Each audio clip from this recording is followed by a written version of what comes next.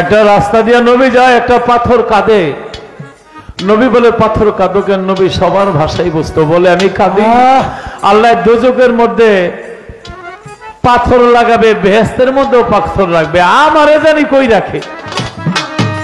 আল্লাহ বলেন দোস্ত বলে দাও এই পাথরকে আমি জান্নাতে রাখবো। নবী বলেন পাথর তোমাকে জান্নাতে রাখবে। তারপরের দিন রাস্তা দিয়ে যায়, পাথর কাঁদে। কাঁদো কেন? বলে নবী গো আমি কেঁদেছি এই জন্য আল্লাহ আমাকে জান্নাতে রাখবে। আমি বুঝে নিলাম কান্না আল্লাহর খুব পছন্দ, এই জন্য যত জীবন থাকবো আমি প্রভুর প্রেমে কাঁদতেই থাকবো। আর উনি যে আল্লাহ, এই আল্লাহ হইতে গেলে 10টা শক্তি, 10টা পাওয়ার, 10টা গুণ থাকতে হবে। এই 10টা গুণ আপনার মধ্যে থাকলে আপনি আল্লাহ।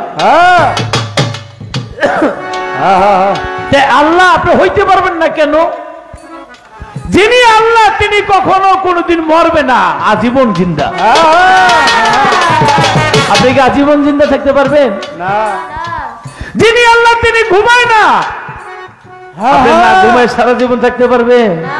যিনি আল্লাহ তার কোনো তন্ত্র নাই, ক্লান্তি নাই, আপনি পারবেন? আপনি একদিন দুদিন না রাত্রে জেগে দেখেন কেমন লাগে।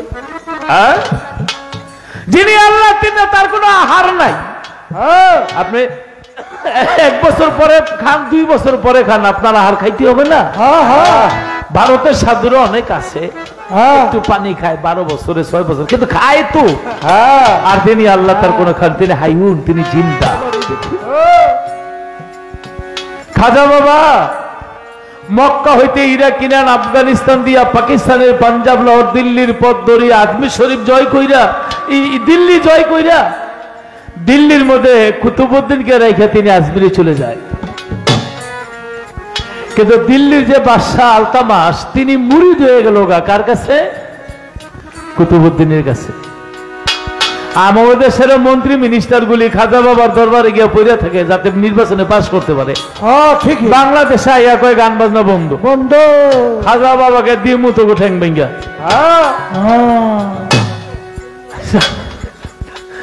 যাই হোক, কুতুবউদ্দিনের কাছে মুরিদ হয়ে গেছে। আগে তো বড় চেয়ারের মধ্যে, স্বর্ণের চেয়ারের মধ্যে বাদশা বইতো। যেদিন থেকে মুরিদ হয়ে গেছে ওই দিন স্বর্ণের চেয়ারে কুতুবউদ্দিনের বসায় গুরুরে, আর ছোট একটা চেয়ারে বাদশা বসে।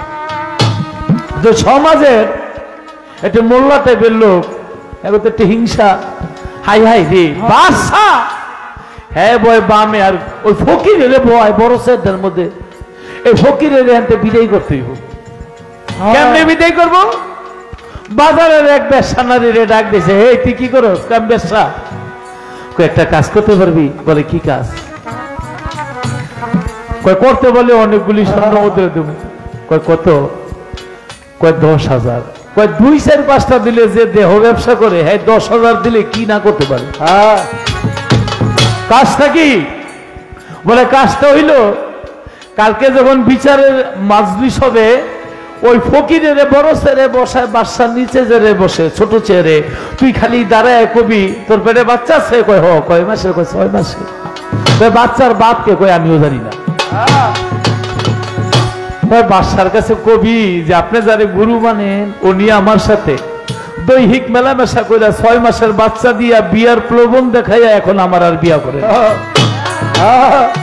এটার বিচার চাই। কয় তাহলে স্বর্ণ দেন? কয় 500 নগদ দিলাম, কাজ শেষে দিব 500। তারপরের দিন বাদশা গুরুরে চেয়ারে বসাইয়া কদম বুঝি করিয়া, তার বাপ পাশে ছোট চেয়ারে বাদশা গেছে রে বসিয়া। অনেক লোক এসেছে বিচারের জন্য, তার মধ্যে ওই মহিলাটা হাত উঠাইলো, আমার একটা বিচার। বলে কি বিচার? বলে ভয় পাই, বলতে পারি না, সাহস পাই না। কয় কোনো ভয় নাই, তুমি বলো। বলে বাদশা এক লোক আমার বীর প্রবণ দেখাইয়া অবৈধভাবে সন্তান আমার গর্ভে 6 মাসের দিয়ে এখন আর বিয়ে করো, এই বিচারটা আপনি করবে। বাদশা সাথে সাথে তরবারিটা টান দিয়া বাইর করে, বলে সেই লোকটাকে মজলিসে আছে? বলে আছে। বলে নাম বলো, আমি এখনই কল্লা ফেলে দিব। বলে আপনার ডাইন পাশে যারা আপনি গুরু মনে করেন সেই কাজটা করছে।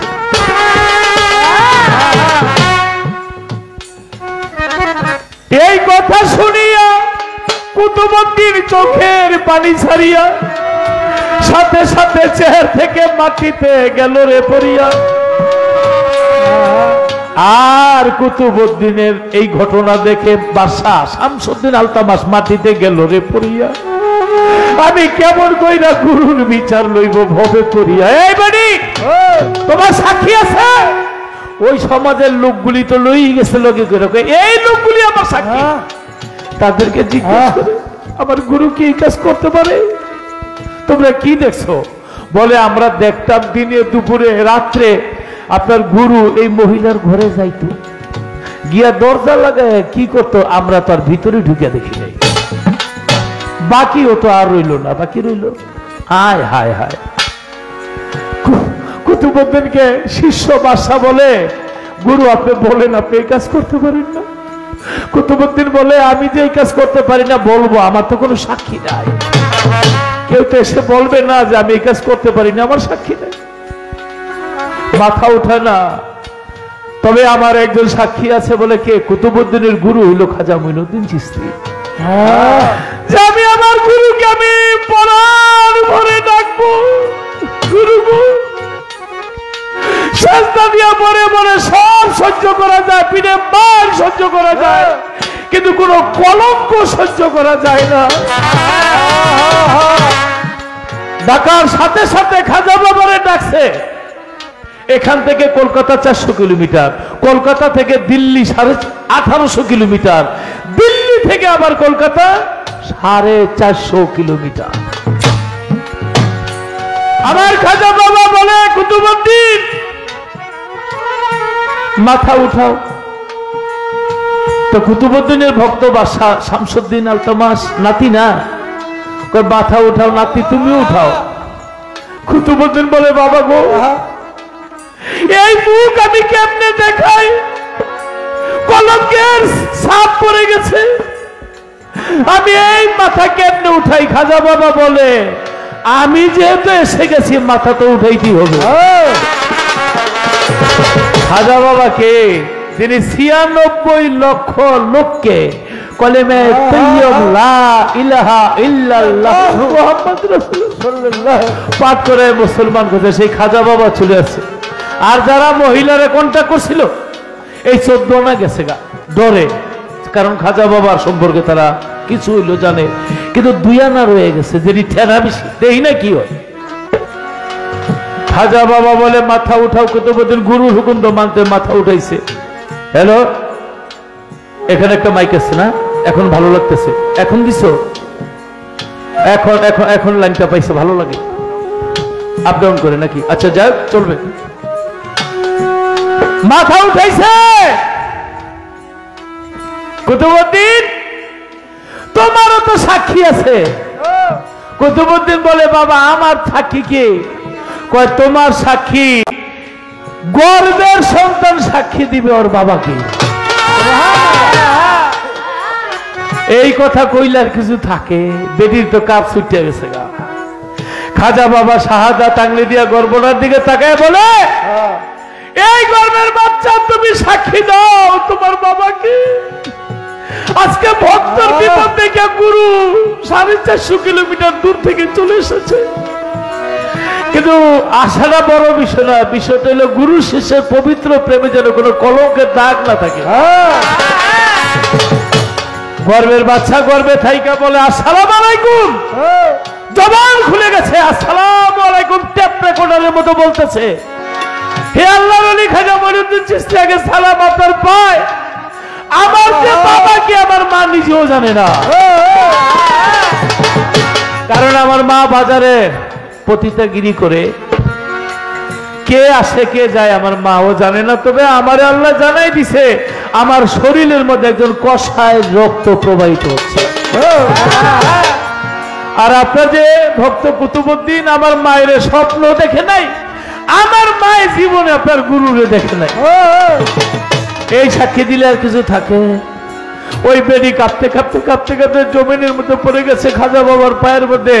তখন ওই মহিলা বলল এই যে সভাবর্গের লোকগুলি এরা আমারে 10,000 স্বর্ণ মুদ্রা দিয়ে কন্ট্যাক্ট করছে, 500 অগ্রিম দিছে, 500 বাকি।